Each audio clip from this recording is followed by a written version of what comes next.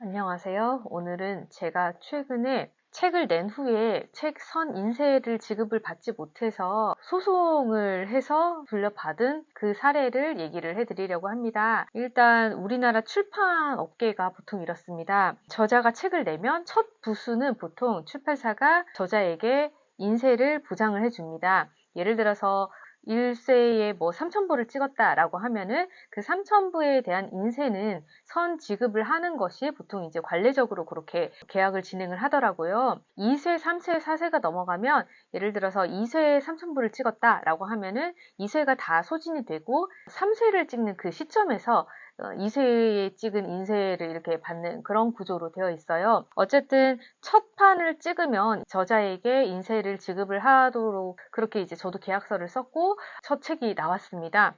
근데 한동안 그 인쇄가 들어오지 않더라고요. 근데 제 책이 7월에 나온 책이었는데 보통 이제 정산이 분기별로 되니까 9월이 끝나고 들어오려나? 그리고 기다렸는데 안 왔어요. 그리고 계약서를 다시 봤더니 분기별이 아니라 1년에 2회 그러니까 6월 정산 그리고 12월 정산을 해서 이제 다음 달에 주는 걸로 그렇게 돼 있더라고요. 그래서 또 뭐 기다렸습니다. 그리고 1월이 됐어요. 1월이 됐는데도 사실 그 인쇄를 조금 잊고 살았어요. 까먹고 있었는데 1월이 돼도 너무 이제 소식이 없어서 2월쯤 돼서 출판사에 연락을 드렸습니다. 제가 이러이러해서 인쇄가 안 들어오는데 혹시 언제 들어오는 건가요? 라고 했더니 대표님께서 답변을 주시더라고요. 그래서 지금 출판사 사정이 너무 어려워가지고 7월에 책이 나왔을 때 인쇄를 지급을 하는 게 맞으나 사정상 어려워서 지급을 못했다라고 말씀을 하셨어요. 제가 그래도 좀 정산을 해주세요 라고 했더니 현재까지 책이 너무 안 팔렸다면서 그 팔린 부수에 대해서 혹시 이렇게 정산을 해드리면 되나요? 라고 메일이 온 거예요. 그래서 그거는 아닌 것 같다고 계약서에 된 대로 그 인쇄를 지급을 해주세요 라고 요청을 드렸더니 그리고 이제 대표님이랑 통화를 했어요. 근데 이렇게 말씀을 하시더라고요. 그 책이 생각보다 너무 안 팔리는데 제 책 이후에 나온 책도 그 저자님이 너무 열심히 이제 발로 뛰셔서 2쇄, 3쇄를 찍었는데 너무 책이 안 팔려요, 저자님. 이렇게 얘기를 하시는 거예요. 그러니까 저는 사실 그렇게 말씀을 하니까 너무 할 말이 없죠, 저자로서. 출판사가 일단은 투자를 한 거고 책의 판매를 위해서 저자가 같이 뛰어야 하는 것도 의무라고 생각을 합니다. 어쨌든 계약은 이러이러하니 인쇄를 다 지급해 주세요 라고 했더니 근데 너무 사정이 어려워서 혹시 6월까지만 좀 기다려 주시면 안 되겠냐고 물어보시는 거예요. 근데 제가 6월까지 기다리면 안 될 것 같은 예감이 드는 거예요. 그래서 아니요, 대표님 지금 바로 지급을 해주세요 라고 했더니 3월 말까지 해주신다고 하더라고요. 그때 2월 중순이었으니까 그래서 이제 합의를 봐서 3월 중순에 이제 정산을 해주시기로 했어요. 근데 3월 중순이 되었는데 역시나 아무 말씀이 없으시고 계속 주고받던 이메일로 메일을 보냈는데 답변도 없으셨습니다. 근데 이제 이 시점이 되니까 뭔가 이제 왈가왈부해서 말을 많이 하기가 싫은 거예요. 어차피 출판사에서는 계약대로 하지 않았고 일단은 내용 증명을 보냈습니다.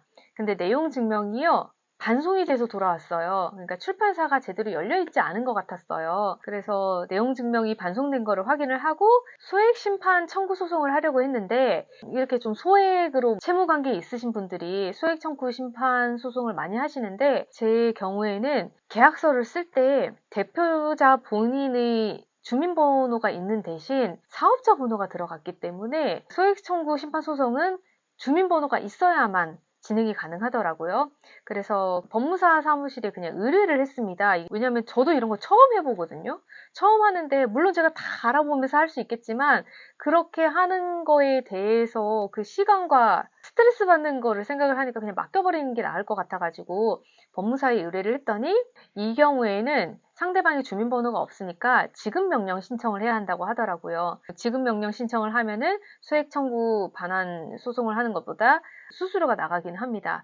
그래서 결국은 저는 약 55만 원 가량의 법무사 비용을 내고, 그러니까 그게 이제 수수료 포함이었어요. 소송을 진행하는 수수료 포함해서 55만 원 정도의 이제 소송을 진행을 했습니다. 근데 만약에 이렇게 해서 소송이 진행이 되고 만약에 제가 승소를 한다 하면 상대 측의 그 소송 비용을 다 청구를 할 수가 있어요. 그 내용을 알아서 일단은 소송을 진행을 했는데 여기서 반전이 있었습니다. 이게 워낙 소액이라서 소액 같은 경우에는 이제 중간에 소가 진행이 되기 전에 그냥 돈을 갚아버리면 그냥 소송 취하를 하는 상황이 오고, 그렇게 되면 제가 드린 이제 소송비나 부대 비용 같은 거는 이제 돌려받지 못하는 거죠. 어쨌든 제가 이제 소송을 시작을 했고, 계약서상에 그렇게 나와 있었어요. 만약에 관련 분쟁이 생긴다면 출판사 근처에 있는 법원에서 진행을 하기로.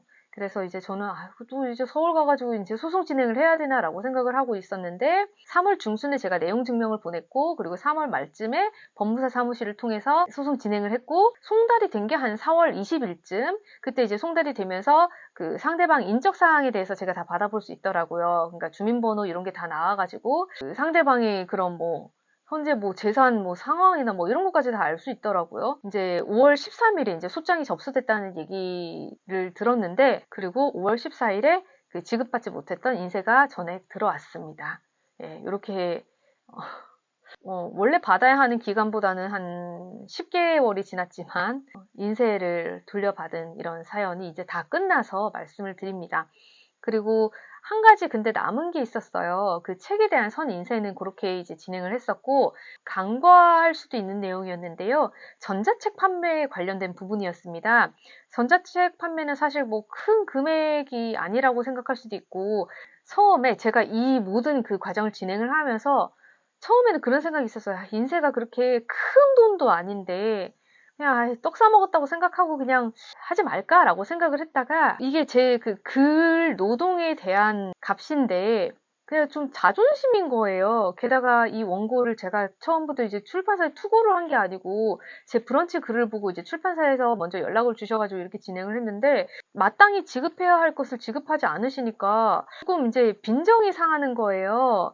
그래서 도저히 안 되겠다 싶어서 이제 소송을 진행을 했는데, 전자책 관련돼서도 이제 정확하게 한 번 더 짚어서 말씀을 드렸어요. 그래서 전자책도 정산서도 주시고, 그리고 정산해 주세요라고 말씀을 드렸더니 또 답이 없으시더라고요. 그래서 제가 그 대한출판문화협회에서 하는 저자 도서 판매 공유 시스템, 거기에 일단 들어가서 저자 등록을 하고, 이거는 이제 출판사에 요청을 해서 출판사에서 답변을 주셔야지 제가 판매 내용을 볼 수가 있는 거거든요.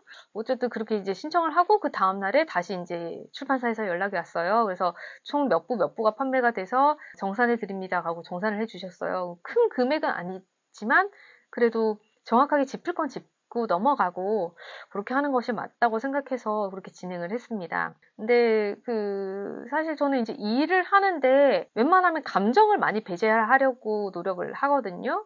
그래서 일단은 뭐 사실 출판사 사정이 어려워가지고 인세를 지급을 못한다는 얘기가 충분히 너무 공감을 하면서도, 사실 요즘 너무 업계들이 어려우니까.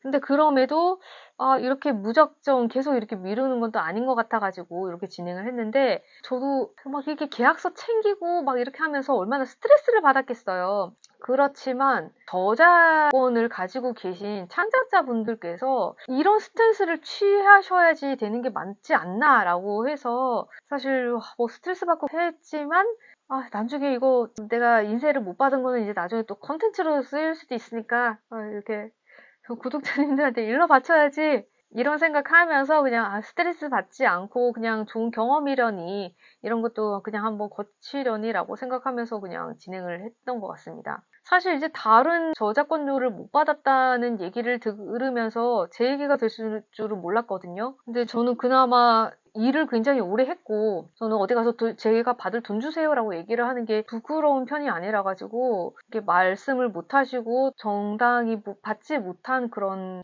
사례들이 굉장히 또 많다고 합니다. 그래서 제가 이렇게 컨텐츠 찍어가지고 굳이 또 이렇게 올리는 이유가 이렇게 진행하시면 된다는 거, 그리고 이런 방법이 있다는 거. 그래서 제가 제 채널에 사실 죄송한데 그 댓글 관리 같은 거를 제가 그렇게 꼼꼼하게 잘하는 편은 아니잖아요. 근데 영상에 만약에 그 비슷한 사례가 있으시면 어떻게 해야 되는지 모르겠어서, 제 경험에 대한 이야기가 필요하시다면 댓글 남겨주시면 최대한 제가 잘 도움이 될 수 있는 상황에 대해서는 좀 공유를 드리도록 하겠습니다. 그 저자 도서 판매 정보 공유 시스템에 대해서 출판사에다가 제가 한 번 더 요청을 드렸어요. 왜냐하면 이게 2025년 5월에 이 책이 음성분에서 2025년 올해의 책으로 선정이 됐단 말이죠. 제가 그렇게 해서 이 책이 선정이 됐으니까 판매 추이를 좀 보면서 신경을 쓰고 싶어요 라고 한 번 더 요청을 드렸더니 승인을 해주셨더라고요. 근데 사실 진짜 궁금했어요. 그 전에 얼마나 안 팔렸던 건지. 근데 그 전 판매량은 제가 볼 수가 없고 신청한 날로부터의 판매량은 또 볼 수가 있나 봐요. 제가 로그인해서 들어간 적은 이제 하루가 됐는데 예, 아직까지 그런 뭐 되게 드라마틱한 그런 결과를 보지는 못했습니다. 사실 이게 인쇄에서 문제가 생기고 약간 스트레스를 받으니까 책이 되게 미워지더라고요. 사실 그 책을 제가 정말 공들여서 몇 년 동안 한자 한자 이렇게 막 쓴 책인데 책이 미워지더라고요. 근데 이제 해결이 돼서 다시 책이 좋아졌어요. 이렇게 단순하게. 그래서 음성의 책으로도 이제 선정이 된 책이라서 만약에 이렇게 뭐 이용하시는 도서관 있으시거나 이렇게 하시면 희망도서 이런 거 신청을 해주시면 정말 감사드리겠습니다. 여하튼 소진이 다 될 때까지 저자로서 계속 책 홍보와 책의 생명력이 꺼지지 않도록 노력을 할 생각입니다. 오늘 영상은 여기까지. 또 다른 희한한 책과 관련한 에피소드가 있으면 이렇게 또 공유를 드려보도록 하겠습니다. 끝!